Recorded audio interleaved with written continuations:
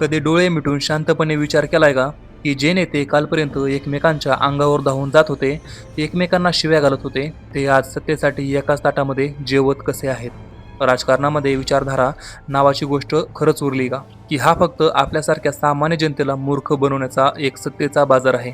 नमस्कार मित्रांनो, मराठी वर्ल्डमध्ये तुमचं स्वागत आहे. आणि आज आपण बातम्यांच्या पडद्यामागे शिजणाऱ्या अशा राजकीय खिचडीचा भांडाफोड करणार आहोत, ज्याने महाराष्ट्राच्या राजकारणातील उरली सुरली लाजही वेशीवरती टांगली आहे. सध्या बाहेर पाऊस पडतोय, हवामान एकदम थंड आहे, पण महाराष्ट्राच्या राजकारणामध्ये एवढं भयंकर ऊन वाढलंय की नेत्यांना एसटीमध्येही घाम फुटायला लागलाय. मित्रांनो, तुम्हाला आठवत असेल की 2024च्या निवडणुकीमध्ये महायुतीने 237 जागा जिंकल्या. देवेंद्र फडणवीस मुख्यमंत्री झाले, एकनाथ शिंदे आणि अजितदादा उपमुख्यमंत्री झाले. म्हणजे आता एकदम सगळं ओकेमध्ये शांत झालं असेल. अरे मित्रा, राजकारण हा शांत पाण्याचा तलाव नाही, हा भुकेल्या मगरींचा समुद्र आहे. आज संपूर्ण महाराष्ट्रामध्ये एकच विषय गाजतोय, तो म्हणजे एकनाथ शिंदे यांचं ऑपरेशन टायगर. उद्धव ठाकरेंचे तब्बल 6 नवनिर्वाचित खासदार एका रात्रीत उडून थेट शिंदेंच्या शिवसेनेमध्ये दाखल झालेत.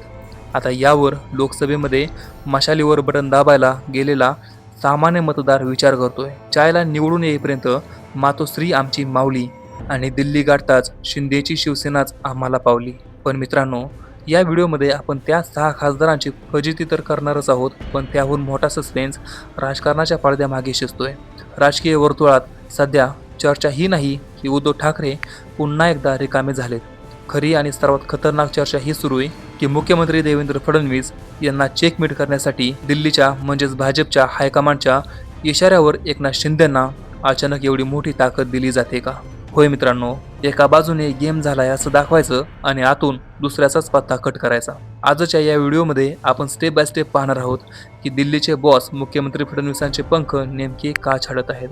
6 खासदार फोडण्यामागे शिंदेची हुशारी आहे की दिल्लीची स्क्रिप्ट? आणि व्हिडिओच्या अगदी शेवटी मी तुम्हाला आगामी विधानसभेचं असं एक छुपं गणित सांगणार आहे, जे ऐकून महायुतीमधल्या तिन्ही पक्षांचे कार्यकर्ते एकमेकांचे कपडे फाडायला तयार होतील. हा व्हिडिओ अत्यंत डेंजर आणि मजेदार होणार आहे, त्यामुळे 1 सेकंदही स्किप न करता शेवटपर्यंत नक्की पहा. तर चल मित्रा, सगळ्यात आधी या ऑपरेशन टायगरचे जे मुख्य नवरदेव आहेत, म्हणजेच ते 6 खासदार, त्यांची थोडी कुंडली पाहूया. काही महिन्यापूर्वी जेव्हा लोकसभेचा प्रचार सुरू होता, तेव्हा हे 6 नेते मातोश्रीवर येऊन दिवसातून 4 वेळा शपथ घ्यायचे. साहेब, आम्ही बाळासाहेबांचे सच्चे पाईक आहोत, आम्ही मरणपत करू पण गद्दारी करणार नाही. जनतेनेही विचार केला, बिचारे निष्ठावान आहेत, द्या यांना मते. पण संसदेमध्ये पाऊल ठेवताच या 6 वाघांना समजलं की विरोधी पक्षामध्ये बसून फक्त बेंबीच्या देठापासून ओरडावं लागतं, सत्तेची मलाई खायला मिळत नाही. मतदारसंघाच्या विकासाच्या नावाखाली स्वतःचा विकास थांबतो.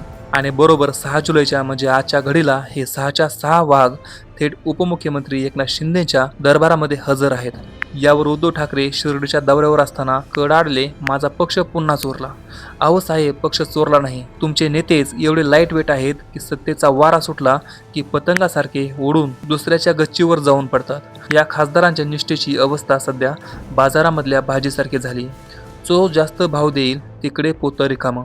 हा उद्धव ठाकरेंच्या सहानुभूतीच्या राजकारणावर झालेला आतापर्यंतचा सर्वात मोठा सायकोलॉजिकल सर्जिकल स्ट्राईक आहे. मित्र, आता वळूया या व्हिडिओच्या सर्वात मोठ्या सस्पेन्सकडे आणि मुख्य मुद्द्याकडे. मित्रा, राजकारणामध्ये कोणतीही गोष्ट विनाकारण घडत नाही. तुम्हाला काय वाटतं, एकनाथ शिंदेंनी एवढा मोठा डाव स्वतःच्या हिमतीवर टाकला असेल का? दिल्लीच्या भाजप हायकमांडला न विचारता शिंदेंची एवढी हिंमत आहे की ते थेट 6 खासदार आपल्या पक्षामध्ये घेतील? अजिबात नाही मित्रा, इथेच खरा गेम लपलेला आहे. सध्या मंत्रालयाच्या कॉरिडॉरमध्ये एक अत्यंत खळबळजनक नरेटिव्ह फिरतोय. 2024च्या निकालानंतर देवेंद्र फडणवीस पुन्हा मुख्यमंत्री झाले. त्यांनी राज्यामध्ये स्वतःची एकहाती पकड निर्माण केली. भाजपचे 132 आमदार त्यांच्या पाठीशी आहेत, म्हणजेच फडणवीस आता महाराष्ट्राचे अनभिषिक्त सम्राट बनलेत. पण मित्रा, दिल्लीच्या हायकमांडला प्रादेशिक पातळीवर कोणताही नेता खूप जास्त मोठा झालेला आवडत नाही. जर फडणवीस महाराष्ट्रामध्ये जास्त मजबूत झाले तर भविष्यामध्ये ते दिल्लीच्या राजकारणामध्ये थेट आव्हान उभे करू शकतात. अशी भीती हायकमांडला वाटते का? हा सर्वात मोठा प्रश्न आहे. आणि म्हणूनच मुख्यमंत्री फडणवीसांचे पंख छाटण्यासाठी, त्यांना राज्यातच व्यस्त ठेवण्यासाठी दिल्लीने एकनाथ शिंदे नावाचं एक मोहरा पुढे केलाय.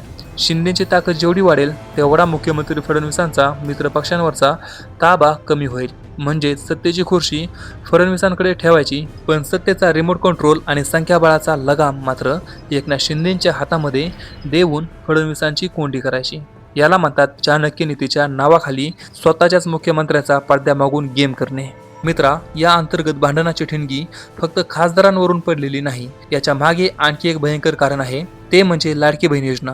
सध्या पावसाळी अधिवेशन सुरू आहे. विधानसभेमध्ये महायुतीकडे 240 आमदार आहेत आणि मविवाकडे अवघे 46. विरोधक एवढे कमी उरले आहेत की त्यांना विधानसभेमध्ये आणायला एसटी महामंडळाची एक साधी बस सुद्धा पुरेल. विरोधकांमध्ये काही दम उरला नसल्यामुळे आता महायुतीचे ते नेते आपापसातच भिडायला लागले आहेत. वाद असा आहे की या योजनेचे नाव काय आहे. मुख्यमंत्री माझी लाडकी बहीण योजना, जेव्हा ही योजना सुरू झाली तेव्हा एकनाथ शिंदे मुख्यमंत्री होते. त्यामुळे शिंदे गटाचा दावा आहे की या योजनेची खरी संकल्पना आणि क्रेडिट फक्त आणि फक्त शिंदे साहेबांचेच आहे. पण आता अर्थ मंत्रालय आणि मुख्यमंत्रीपद भाजपच्या म्हणजे देवेंद्र फडणवीसांच्या हातामध्ये आहे. योजनेसाठी लागणारे हजारो कोटी रुपयांचे बजेट फडणवीस मंजूर करत आहेत. त्यामुळे भाजपच्या नेत्यांचे म्हणणे आहे की पैसा आमचा, तिजोरी आमची आणि नाव मात्र तुमचं कसं काय. फडणवीस आहेत म्हणून बहिणींना पैसे मिळत आहेत. या क्रेडिट वारमुळे दोघांमध्ये प्रचंड धुसफूस सुरू आहे आणि नेमक्या याच धुसफुशीच्या काळामध्ये शिंदेंनी 6 खासदार फोडून भाजपला आणि मुख्यमंत्री फडणवीसांना सरळ मेसेज दिलाय. भावांनो, आम्हाला उपमुख्यमंत्री समजू नका. आमच्याकडे खासदारांचा आणि आमदारांचा असा ताफा आहे की आम्ही कधीही दिल्लीतून गेम फिरवू शकतो. मित्रा, आता तो सर्वात मोठा क्लायमॅक्स ज्याची मी तुला सुरुवातीला गॅरंटी दिली होती. मित्रा, या ऑपरेशन टायगरचा आगामी विधानसभा निवडणुकीवर काय भयंकर परिणाम होणार आहे. भाजपचे प्रदेशाध्यक्ष चंद्रशेखर बावनकुळे हे उघडपणे सांगत आहेत की देवेंद्र फडणवीस राज्याला 2034 पर्यंत मुख्यमंत्री म्हणून हवे आहेत. पण एकनाथ शिंदेंनी 6 खासदार फोडल्यामुळे आता जागा वाटपाच्या टेबलावरती महायुतीमध्ये भयंकर महाभारत घडणार आहे. आतापर्यंत भाजप शिंदेंना 70 ते 80 जागांवरती गुंडाळण्याच्या तयारीत होता, पण आता 6 खासदार खिशात टाकून शिंदे जागा वाटपाच्या मीटिंगला बसणार आणि छाती ठोकून सांगणार, आम्हाला कमीत कमी 100 जागा पाहिजेत, कारण आमच्याकडे आता खासदारांची फौज वाढली आहे. विचार कर मित्रा, शत्रू पक्ष असलेल्या उद्धव ठाकरेंना संपवता एकनाथ शिंदे आता स्वतःच्याच महायुतीतील भाजपसाठी सर्वात मोठी डोकेदुखी बनले आहेत. भाजपचे स्थानिक नेते खासगीत बोंबलत आहेत की अरे शत्रू बाहेर आहे की आपल्याच मांडीवर बसलाय. पण जर जागा वाटपात शिंदेंनी जास्त जागा लाटल्या तर भाजपच्या अनेक इच्छुकांना घरी बसावं लागेल किंवा बंडखोरी करावी लागेल. म्हणजेच उद्धव ठाकरेंचे 6 खासदार फोडून शिंदेंनी केवळ मातोश्रीला धक्का दिला नाही, तर मुख्यमंत्री देवेंद्र फडणवीस यांच्या आगामी विधानसभेच्या विजयाच्या गणितामध्ये सर्वात मोठा स्पीड ब्रेकर आणून उभा केला आहे. तर मित्रांनो, हे होतं ऑपरेशन टायगर मागचं आणि मुख्यमंत्री देवेंद्र फडणवीसांचे पंख छाटण्याच्या त्या दिल्लीच्या पडद्यामागच्या गेम प्लॅनचं 100% सविस्तर आणि कडू राजकीय वास्तव. आता मला तुमच्याकडून तुमचं एकदम सडेतोड आणि खतरनाक मत जाणून घ्यायचं आहे. तुम्हाला काय वाटतं, एकनाथ शिंदेंनी जी ताकद वाढवली आहे ती आगामी निवडणुकीमध्ये मुख्यमंत्री देवेंद्र फडणवीसांसाठी डोकेदुखी ठरेल का?